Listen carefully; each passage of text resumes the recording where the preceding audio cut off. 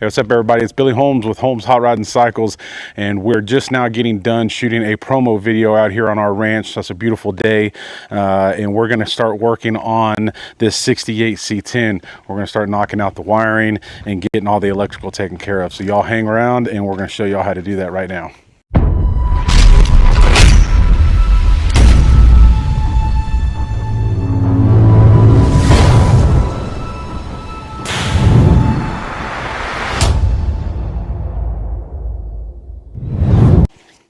All right, and we're back. So let's go ahead and take a look at the truck. We've removed all of the wiring already. We didn't want to waste your time filming that, just ripping wires and connectors out and different things like that. Super easy.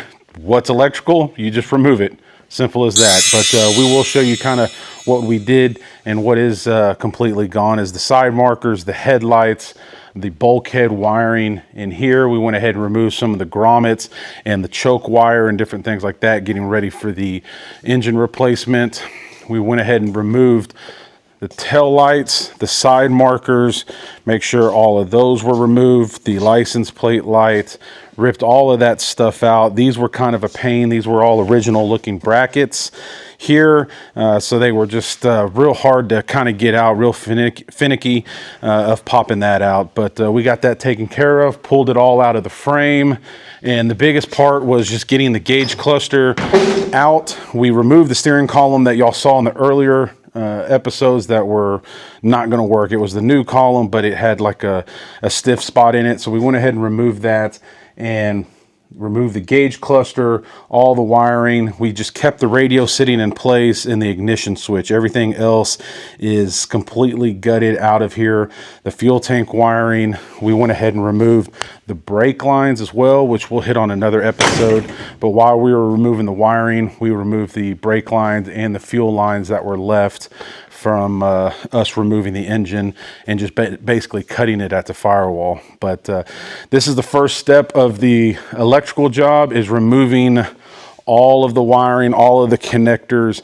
The only thing that we did keep are these two running lights. You can see here, those are just the connectors. Are in still really good shape, and they're kind of a pain to remove those. The housings themselves are in good shape, so we're going to replace the lens and the light bulb itself. But that's the only thing electrical that we left in this truck. Everything else is going to be brand new, and that's going to be here in just a minute. You're going to start seeing us start installing that, getting it all laid out, how we're going to do it, loom it, and start putting it in the truck. All right, guys, we are back from the Fredericksburg swap meet, and we're going to start working back on this 68 C10 wiring job. I am going to, this episode, I have a chest mount on that I have my camera attached to. That way you can see I can work, you know. Some Call of Duty stuff here. No, but I'm hoping to see if this works out pretty well. That way it's a little bit more kind of like point of view.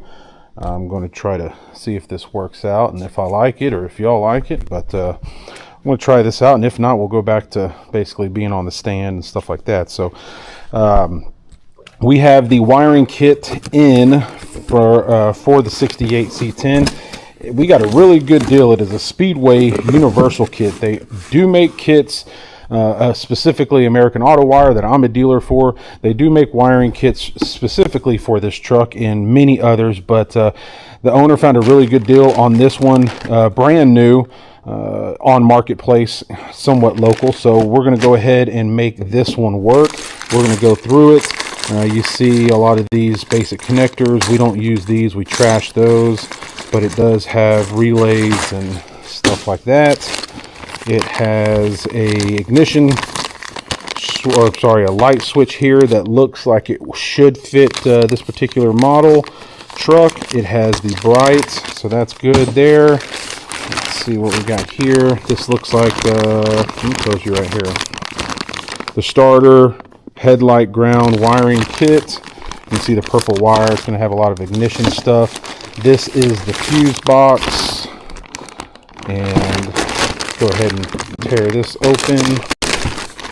That's why I had the knife. I'm not pretending to play Call of Duty. This is the wiring kit here. It says, I believe this is like a 22 or 23 circuit, 22 circuit wiring kit. So this should be more than enough for this truck, and we'll just have to make it work. We will not be using, I'll show you over here, that I know of as of right now, we will not be using this right here, this bulkhead style. If you order a specific kit for this model, it will come like American Auto Wire, where you got to kind of cut this out a little bit, but it'll be a factory style bulkhead. We're not going to be using that on this one since it's a universal kit. We're going to make like a little block off plate for it and then drill a hole and run the wire through that with a grommet. So that will be a little bit different, but the fuse box itself is very similar to what you would get in that kind of kit. You can see everything's somewhat laid out. So we're gonna dig through this. This is some other pieces there. Got a Speedway sticker, and I won't show the guys information, but yeah, so we got it cheaper than that for sure. This is $202. I don't know when this was bought, but the guy, I guess, had it and never got it. So we did get it cheaper than 200 and whatever dollars. So we're gonna make this work. First, I'm going to lay it out here. If you got a big table, that's awesome. I'm gonna do this so y'all can kind of see more. I'm gonna lay it out here, and I'm gonna kind of show you what I do with a lot of universal kits. Let me go ahead and throw this away. I'm gonna lay it out here, kind of get it how I want to lay it out, see what we're gonna do with the firewall. But that's what I suggest is get a big open floor area like this, or a big table where you can lay this out.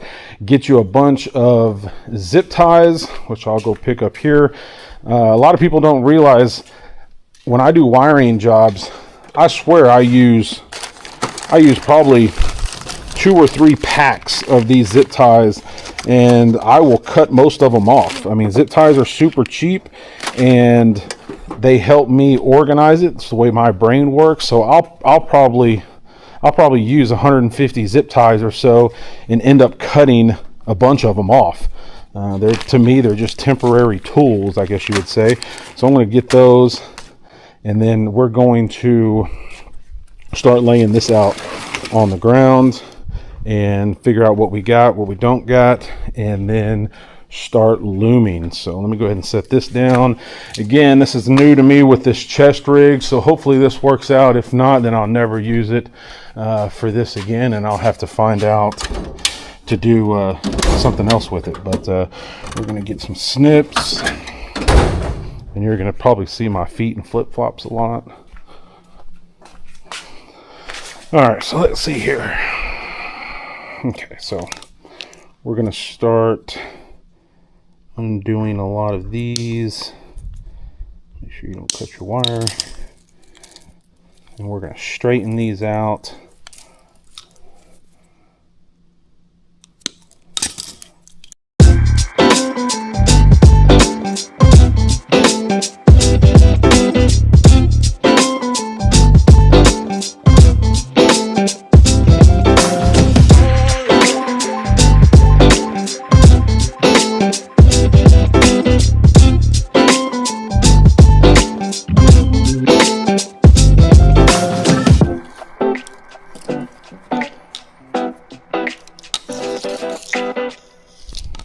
Okay, so I'm going to leave them like that for now. You can kind of see what I did. I just threw them. I don't know what goes to what exactly just yet, but they did have them grouped up.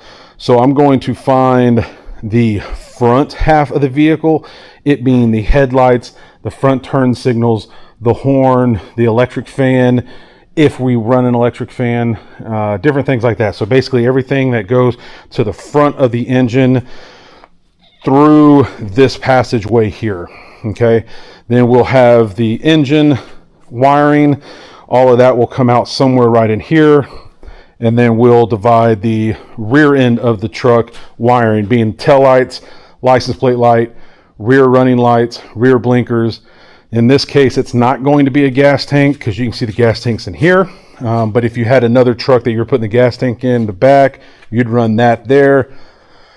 License plate light, if I didn't already say that, and that should be it for the rear. So that's what we're going to do. We're going to start dividing all of this up, putting temporary zip ties on them just to make it a little bit easier to pass through, and then once we confirm that, we will start looming them. So I'm going to go ahead and grab a bunch of zip ties, go ahead and grab the instructions here, and this is going to show us what wires what if it doesn't already say it on there. So let's briefly look over this thing here.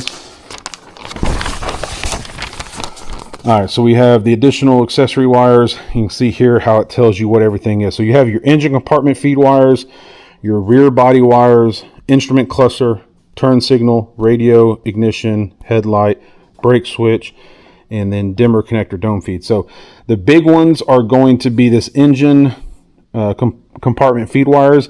I'm going to group a lot of that together, and that tells you exactly what it is here. If it's if we're not going to use it, then we will basically get rid of it. We'll terminate it, or I like to keep the wire and just roll it up somewhere so in case it ever changes. Rear body wires, and then the front headlights, wherever that is. Let's see, wherever the front wiring, the headlights, the blinkers and stuff like that, we'll have to figure out which wires those are. Well, I'm sorry, that's engine. I'm sorry, rear body, and then all the stuff that will be on the inside, like this, the headlight, the ignition, the turn signal, and the instrument cluster. All that will be inside. So we're going to go ahead and group these together. Sorry, these, and we're going to stretch them out and start zip tying them. So I'm going to run a whatever you call that, where it speeds up, time lapse video, so y'all don't have to watch me do this in real time. So let's get to it.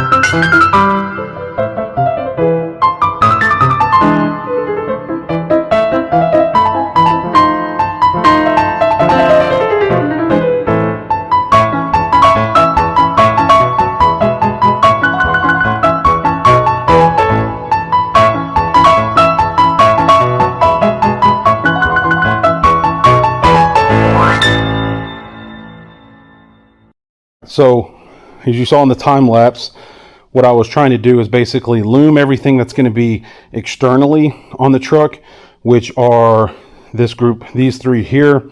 You have one, the shorter one with the pink. These here, this is the oil gauge, temperature gauge, ignition, and the coil. So that's going to run through one section of the firewall.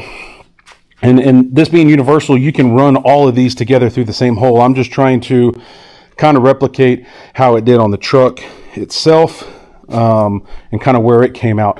The long one here is, of course, for the brake lights. I took out the gas gauge, because it's not in the back of the truck, it's in the cab, so it doesn't need to run down the frame. So I took out the gas gauge, and I took out the third brake light. It does not have third brake light. So all it has is running lights, which are the brown. That's going to go to the tail lights and the side markers, and then you have basically the brake lights, the left and the right, right rear turn, left rear turn. That also duplicates as a, or doubles as a brake light. And then the license plate light will be this running light here. It'll basically piggyback off everything else. So that's all you need for the back. That's where that's wired. And then this is the front headlight. And let's see here, you got the headlight, you'll have the electric fan. If we decide to run an electric fan, we'll look at these. We got electric fan, we have the headlight high beam, the headlight low beam. You'll have the, what is this, front right turn. You'll have the left right, or I'm sorry, front left turn. And then you have the running light. So all of this will run down to the front of the vehicle. Again, you can group the front all together with the oil pressure, the ignition, and all of that stuff if you want to, just the way I'm going to run it. So I'm going to run the front headlight stuff basically out of here, and it's going to run over the fender well once we put that in. That way you can tie into everything here, the horn, the electric fan, and then just basically piggyback over to the headlight. The other stuff I'm going to run out of, you know, over here somewhere where it would have came factory, basically for the ignition, the coil for the distributor, the oil pressure and water pressure or water temp's going to run out of here. So that's why I kept those separate. It's going to run out of one of these and then go over to the engine, and we should be good. This isn't going to have anything over here. It's going to be block off plates and stuff like that. The only thing that's going to be running out of the firewall somewhere, depending on where we go, is going to be the stuff for the starter. You know, the 2 or 3 wires that I'll need for the starter usually comes out somewhere right around here. I don't know the exact holes. It might even be this one over here, but that'll be separate. And I think that is this harness here. You can see the purple, sorry, and then you have the battery, probably for the alternator, and then you have the solenoid and all of that kind of stuff there. So that will run out separate over here, since on this truck, you know, the starter's back down here. You wouldn't want to run it over here and loop it around and go over the engine and everything like that. So that's what we did there. The rest of it, the blue and the gray here, that's the third brake light and the gas. I'm not going to use that outside. I will use the gas gauge inside. The stuff that I zip tied together, you see here, that is all for the gauges. So those are all going to be the same. Those are all the indicator lights, the oil pressure. The other half, basically, of the engine harness is on that side. Then you have a bunch of the short stuff here, and then, you know, accessories if you wanted to run accessories, which were probably not in this truck. And then you'll have the main stuff like the headlight switch, the ignition switch, different things like that. This way, it kind of cleans it up a little bit more. I'm going to go through and zip tie temporarily some more of the stuff so it kind of separates itself. If you do, like I said earlier, if you do get a kit from like American Auto Wire that's made for this truck, this will already for the most part come like 98% zip tied and to the length that you somewhat need it. You can clean them up if you really want a really nice look. You can trim them and stuff like that, but this is good enough where I can pass this through the firewall or the cab and I know what's going where, and I'm not running all the wires and then realizing I have 2 extra wires that I don't need, and then I have to pull those back out and stuff like that. So, okay, so we took a few extra minutes off camera and went ahead and finished zip tying and spacing out and sorting out all of these extra wires. These aren't permanent. They're not. I could cut tons of these zip ties off. This just helps me kind of locate where they need to go, and then the final time, once everything's good, everything's cut to length, then I'll go ahead and cut a lot of these zip ties off and then zip tie them all together into what I call like a bigger branch, if that makes sense, and go from there. So this is all just temporarily just to kind of help me, but as you see here, we have the brakes and the brake switch, and then here you have the ignition switch, and then you have some radio, you have the steering column, you have accessories, which I have not yet zip tied. You have all the gauges here.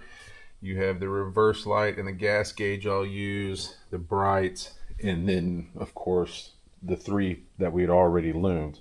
So this is kind of the way I lay it out right before I put it in the truck. This basically gets it into its final stage for me to start installing. The next step we're going to do is I have to figure out what I'm going to do with blocking this off here, since we're not going to be using this bulkhead because this is a universal kit. I need to block this off.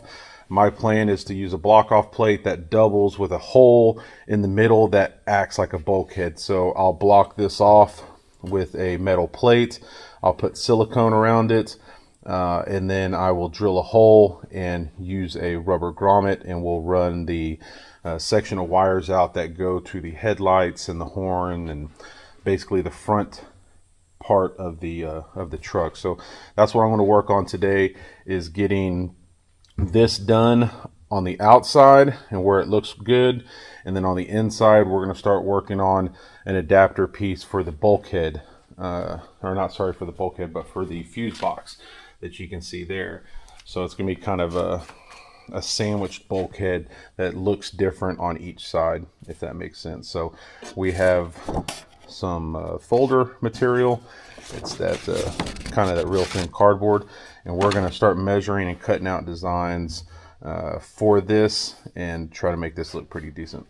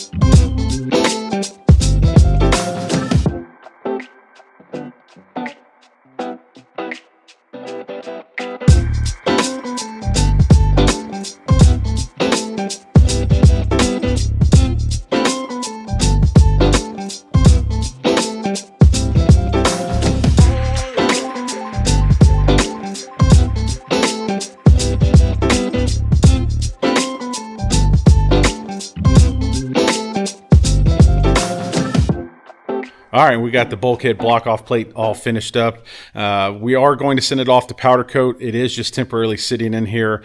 We have it self-tapped to the firewall, but we're going to finish it off with some nice hardware and stuff like that once it gets back from powder coat. But take a look at it here.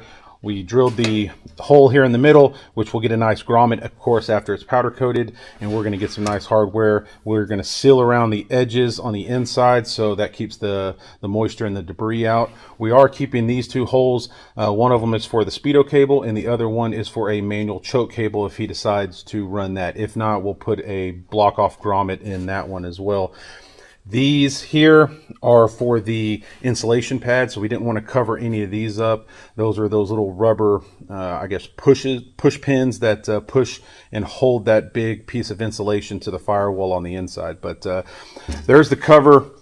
Pretty simple, pretty easy. Save you 50 bucks from ordering one on eBay or something like that if you're going this route.